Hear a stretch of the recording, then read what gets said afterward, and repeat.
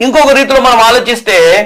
ఎవరైతే ఆశీర్వదింపబడుతుంటారో, ఎవరైతే జీవితాల్లో అయితే ఆశీర్వాదకరంగా కనపడుతుంటారో, వారి జీవితాల్లో దేవుని వాక్యాన్ని, దేవుని యొక్క సువార్తని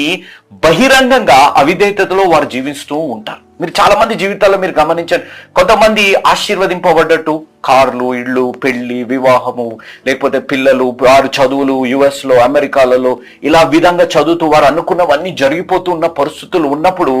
మన జీవితాలు ఇంత నమ్మకంగా ఉన్నా నాకు ఆర్థిక కష్టాలు ఉన్నాయి, ఇంత నమ్మకంగా ఉన్నా నా బిడ్డలకి వివాహం కావట్లేదు, ఇంత నమ్మకంగా ఉన్న వారు సెటిల్ అవ్వట్లేదు అనే ప్రశ్నలు మన జీవితాల్లో చాలా మటుకు ఉత్పన్నం అవుతుంటాయి. కానీ మీరు ఒక్కసారి ఆలోచించండి, వారు అంత బహిరంగంగా దేవుడికి వాక్యానికి అవిధేయులుగా జీవించిన వారు ఆశీర్వదింపబడుతున్నారు, మేము ఇంత నమ్మకంగా జీవించిన మా జీవితాల్లో ఈ ఆశీర్వాదాలు రావట్లేదు అనే ఒక ప్రశ్న మన జీవితాల్లో ఉన్నప్పుడు ఒక్కసారి ఆలోచించాలి. లోకరీతంగా కనపడుతుంటే అనగా వారు బాహ్యంగా వారిని చూస్తే వారు